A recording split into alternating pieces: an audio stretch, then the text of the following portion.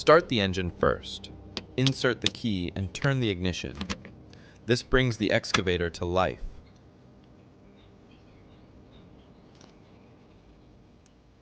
Next, find the throttle knob. Turn it to increase the engine's RPMs, giving you the power you'll need. See the safety lock lever? Push it down. This unlocks the hydraulic controls. Your right control lever operates the boom. That's the main arm that moves up and down.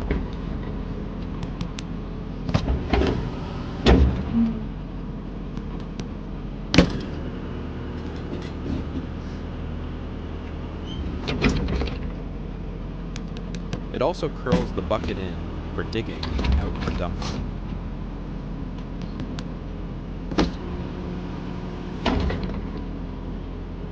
And your left control lever handles the arm or stick, extending it out to reach and pulling it back in. This lever also controls the swing, rotating the entire cab and boom assembly left or right.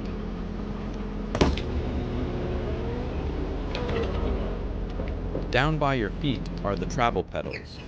Push them to move the excavator forward or backward across the ground.